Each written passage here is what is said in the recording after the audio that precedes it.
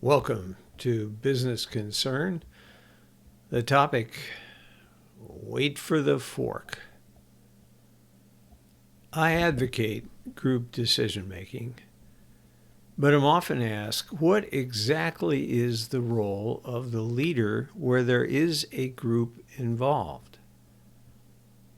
Not understanding that leadership role can lead to humiliation and lack of credibility, not to mention bad results. By understanding the leadership role in group decision making and waiting for the fork, you can elevate your practice of leadership from rote activity to an art form. It is that leadership art that can bring excellent business results. My first introduction to formal leadership training was in the Army, where I was subjected to officer candidate school. The motto was, "Follow me." We were taught to be assertive, to take charge, lead from the front, and to develop trust and respect with the team to accomplish compliance. The follow me concept is based on the idea that soldiers will follow their leader into battle if they trust and respect the leader and know the leader will do that which is asked of the soldiers. This trust and respect is earned through demonstrating competence, courage, and character. I benefited greatly from the training. It was one of the best educational and self-improvement episodes of my life. However, as I gained experience over the years, I began to understand how critical the timing was for shouting, "Follow me," from the front. I also experienced a fair amount of embarrassment and humiliation. As a young second lieutenant in the Army, I was quickly confronted with the extent of my ignorance. When the team around you knows what to do and are doing it, there is no need to shout, "Follow me." All you need to do is watch, listen, ask questions, and learn. Shouting "Follow me" when the team knows what to do without you undercuts their trust in you and your credibility. Before I learned this lesson, I provided a fair amount of entertainment for several first sergeants. Now, leadership cannot function in a vacuum.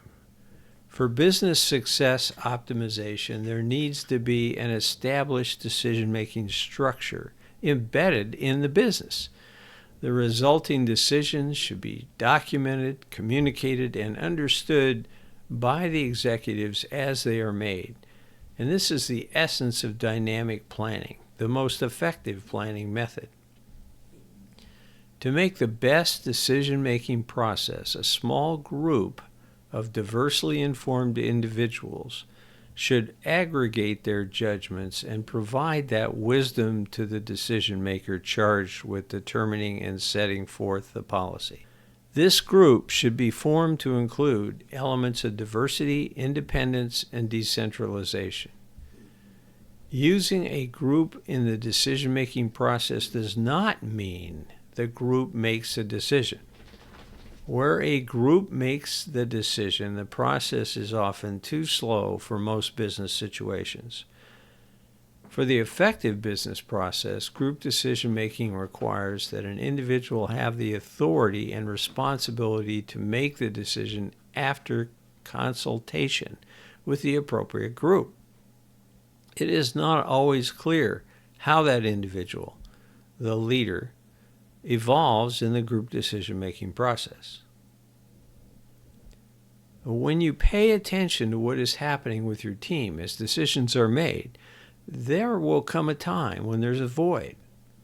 The team will not be sure of what to do. And if you've been paying attention, listening, asking questions, and learning, you as a leader may feel you have a sense of what to do. You feel that this is your time and you want to shout, "Follow me." Tempting as it may be, that may not be the right time. And this is a lesson that is hard to learn.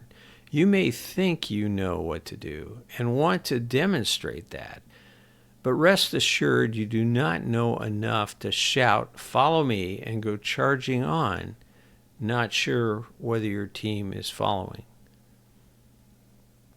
What you need to do is to follow the group process and develop support for the path you think may be correct. You need to have conversations with the group.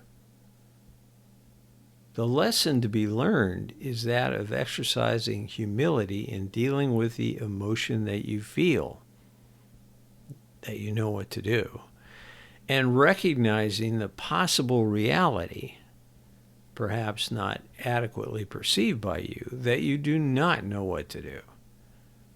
Adherence to this practice will strengthen the trust and credibility the team places in you. The term fork is used in the development of open source code for a software project, where developed code is used as the base for a new software project. To start the new project, the existing code is forked by making a copy, and work on the new software is done from there. The fork concept is analogous to the time when leadership can make the difference in business decision-making process.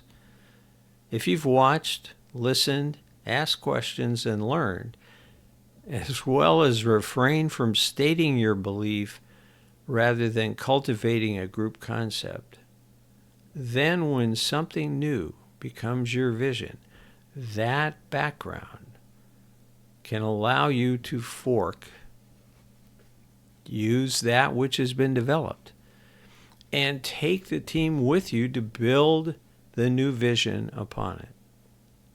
Great leaders recognize when to fork, and having built trust and credibility with the team, bring the team to a place where they would not be were it not for the leader. The leader must also manage the risk. In a business where dynamic planning is in place, where decisions are made through a group decision-making policy and immediately communicated to all involved, risk can be handled through revisions of planning when the need becomes apparent. As with most things in life, the greatest rewards go to those willing to take reasonable risks. And reasonable risks are those where actions can be taken to revise and correct planning based on monitored results. It is also in the art of the leader to see the fork opportunity, to understand the risk, and to manage the risk. The leader who waits for the fork, acts on the vision of the opportunity, has the trust and reliance of the team, and manages the risk, can realize exceptional business results. My name is Rick Rebusel. I'm Principal Consultant of Business Transition Consulting. I appreciate your attention.